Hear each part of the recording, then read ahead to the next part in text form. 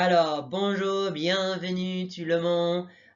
It's great to be able to speak to you. I hope you're well. I hope you're feeling fine and you haven't killed your families yet in lockdown. So, welcome to the video lesson. I think it's going to be nice to have a bit of a lesson and to talk through it. So, this first slide I've just sent to all my classes to talk about how to organize their work.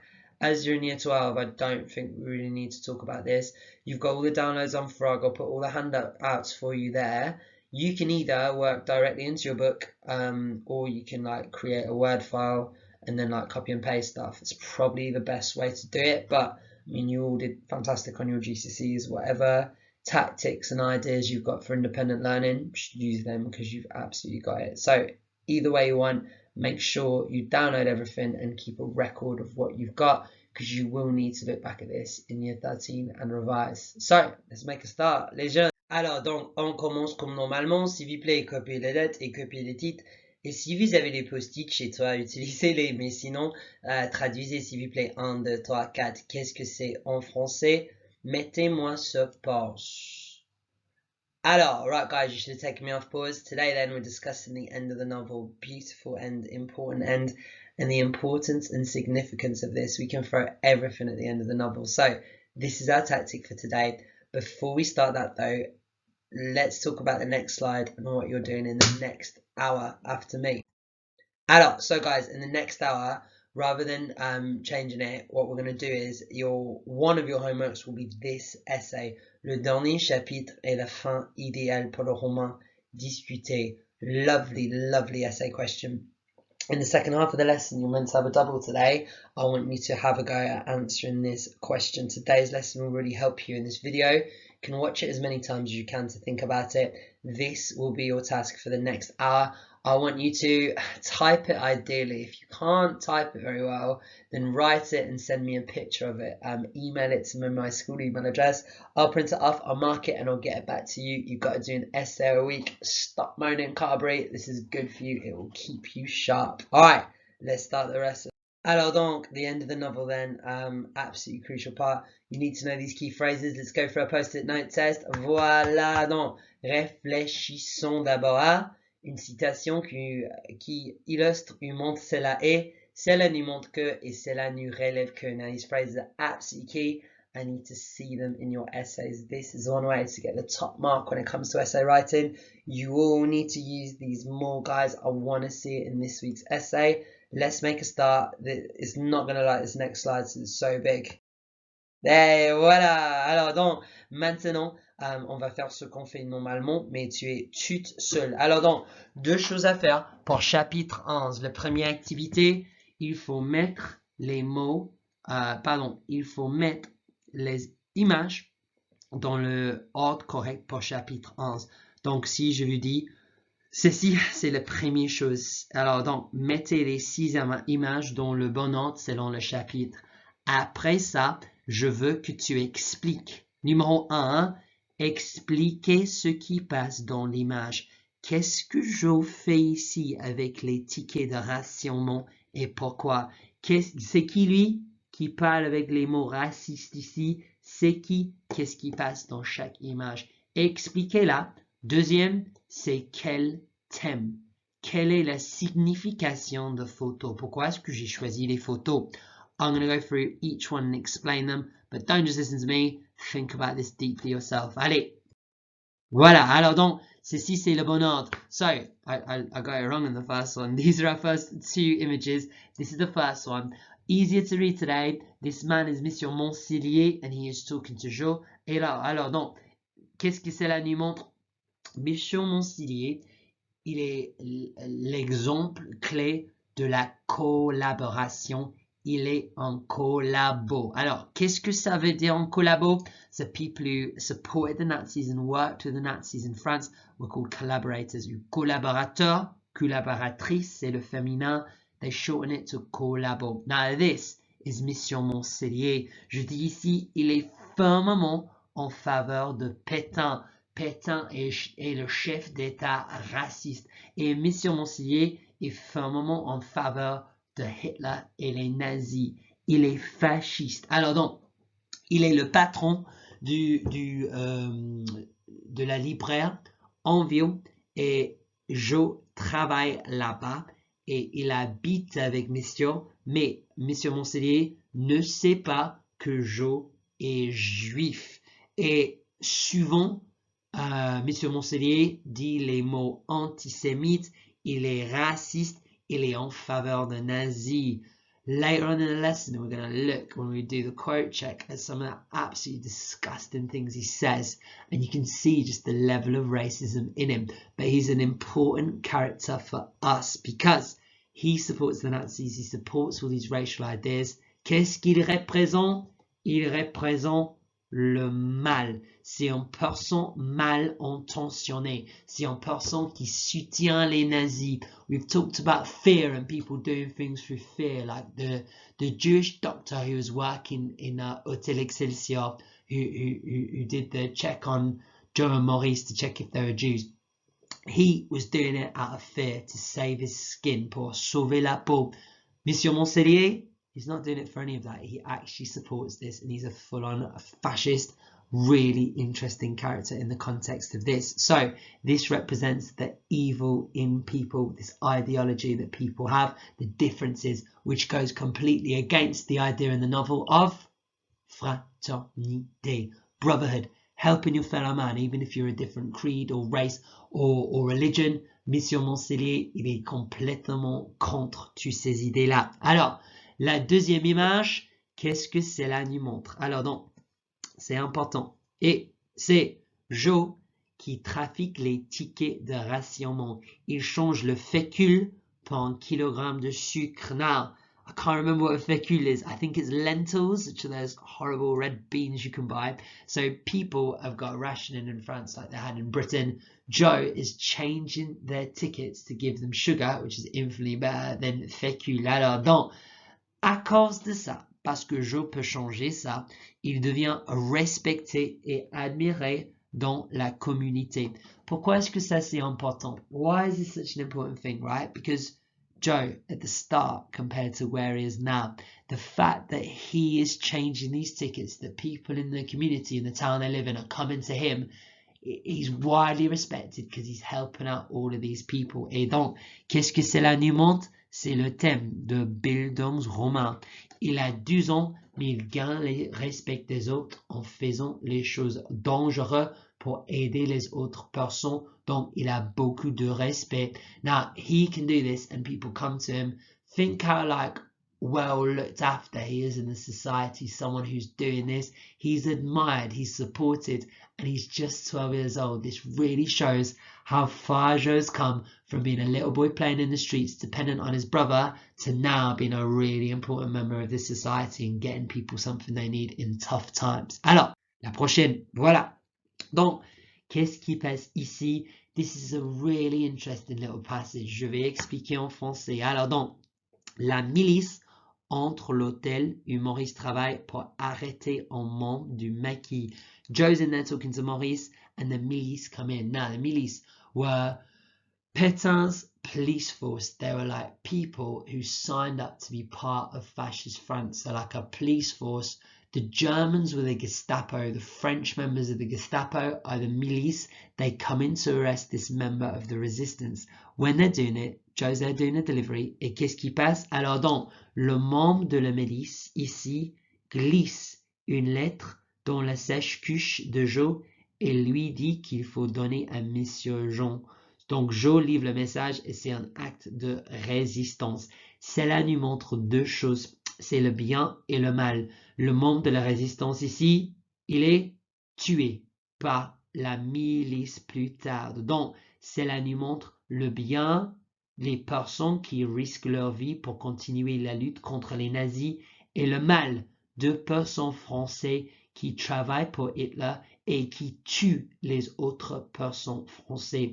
Cela nous montre aussi la fraternité ici. Alors donc, qu'est-ce qui passe dans ce photo ici? C'est dans la libraire et quelqu'un entre et veut acheter le livre que Pétain a écrit.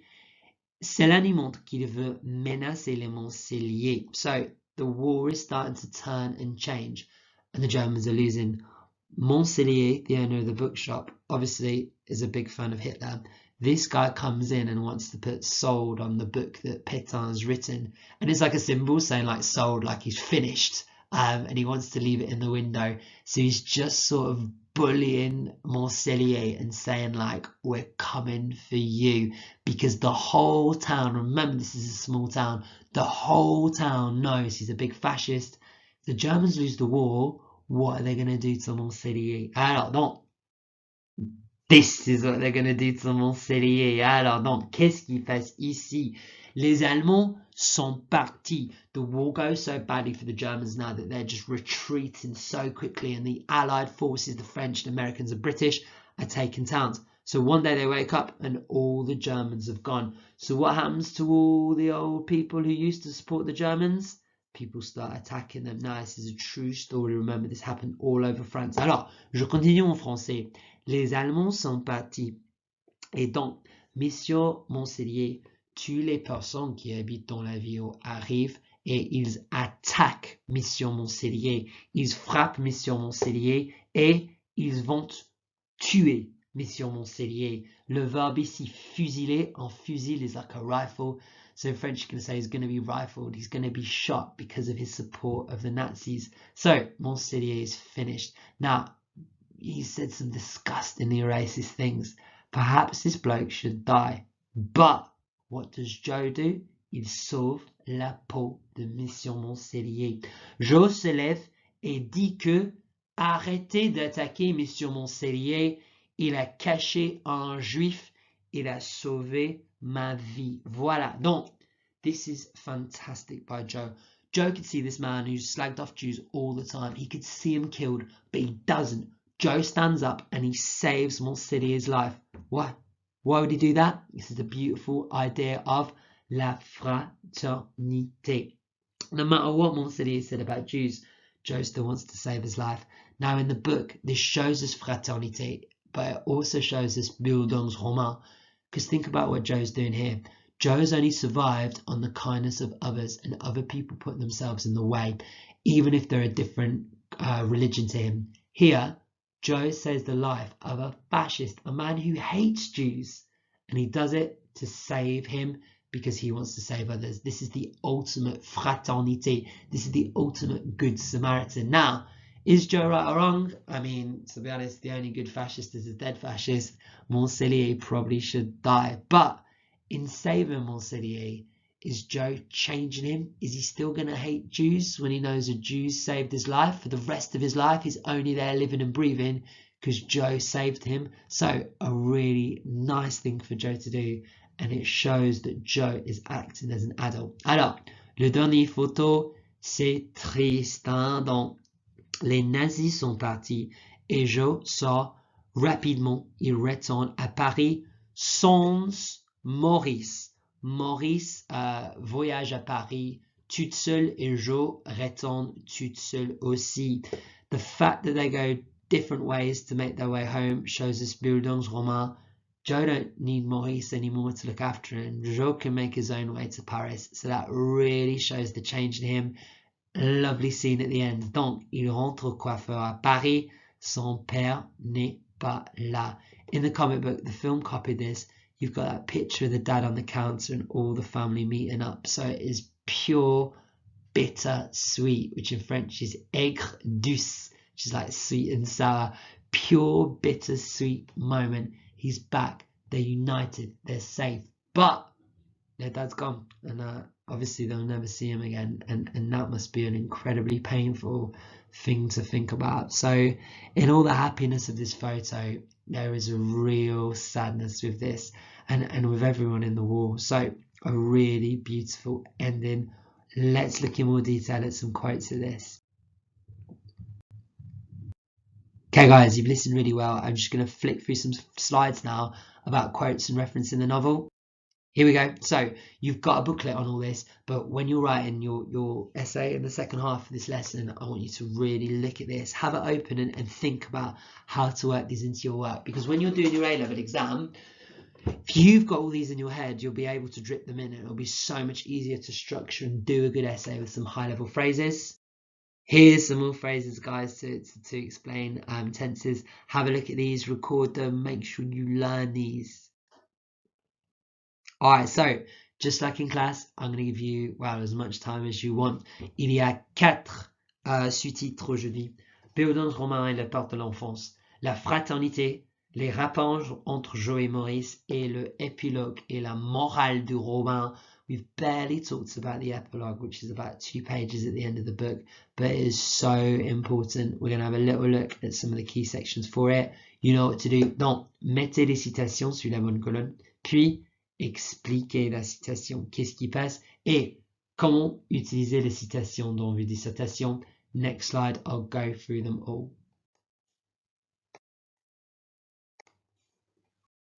Alors, right guys, let's have a look at these quotes. I'm going to break them down for you and then talk through them. I think you're working really hard. It must be really hard to do this on your own today. But listen to me, we'll go through them all. Donc, ici, j'ai les 4 citations pour parler de Porte de l'enfance et de Bildungsroman. Alright guys, so the 2 on the left show us Joe's innocence. Bless him. Donc, regardez ça. There's 2 thoughts I want you to look at. Donc, ici, the first one, Joe adore Françoise, mais il accepte qu'il est trop jeune, il est encore enfant. The daughter of Monsieur Moncelier is a girl called Françoise, which, you know, is quite a nationalistic name for a fascist. So Joe obviously fancies her, but he just knows he's just still a little kid. So that's a nice way to really show how childish he is. Think of this boy who's like falsifying tickets, who thinks he don't need his brother anymore because he's grown up. He still says this. This quote here is beautiful. So he wasn't so sure about the German victory. He saw, this should be grave, serious obstacles and difficulties. The mass technological American advancement in particular. I believe for a long time the Americans had invented an amazing weapon, a massive hammer. So when people are saying, oh yeah, the mass technological superiority of the Americans, they mean like Americans have got loads of like planes and tanks and soldiers, and it's the richest country in the world at this time. But Joe thinks literally, oh my God, they must have just one weapon that can take loads of people out, like a massive hammer. A really childish thought that hasn't understood it. So he's still got these childish tendencies. Mais ici, cela nous montre 2 key quotes for your Bildungsroman. These can go straight into your essays. So this is where he's talking about falsifying tickets. It says, Joe's starting to be well known in the town. People stopped me in the street when I was on my bike and gave me the precious feuille. Here means papers. It literally means leaves. So like they call like sheets of paper leaves. And I transform them. So this is him changing it to sugar. So this shows us Joe is becoming a respected man in the whole town. And then this one here, this is in the end when he's in the last words of the book. It says, I saw myself in the shop window with my satchel. It's true, I've grown. Now, obviously, this doesn't mean he's got a bit taller in the few years he's been away. It's talking about his change. That's a lovely quote for Bildungsroman.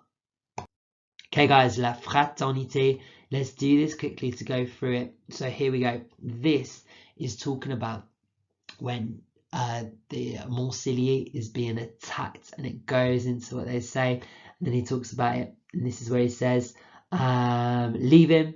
It could have been really dangerous for him to hide a Jew. So coûter chaud, to cost you hot. So you could have been in hot water because he's been hiding a Jew. This is where Jean goes out of his way to save Moncelier, which is the ultimate act of fraternité, saving your enemy, someone who has quite openly supported the extinction of your race. That is, you know, beyond fraternité, beyond turning the other cheek and helping your so-called brother. Here's some of the things Moncelier has said. This is about the American army. Listen to these words. I'm not even going to translate some of these words because they're so racist. So, une armada de nègres casqués, de juifs new-yorkais, de ouvriers anglais communistes se lançaient à l'assaut de la douce France, berceau de l'Occident chrétien. So he's saying, like, basically, black people in helmets, New York Jews, and then English communists are assaulting sweet France, the heart of Christian life. So this is what he thinks about the Allies, the liberators, the people freeing them and freeing and liberating France from the Nazis and the fascists. He's dead against them. And even though he said this, Joe still saves him. It's crazy. This is the other things he said. This is just before he says it. I looked towards this old man and my eyes fell on him. I know what you think. I've heard all of your words. Jewish bastards, dirty Jewish race. It's a Jew's gonna save your skin. You'll know it. So he's saying it. It's almost like an angry tense saying, I've heard what you said about Jews. Well, a Jew's gonna save you, mate. So in a way, this just shows how much and what a horrible man City he is. But Joe still thinks the important and the right thing to do is save him.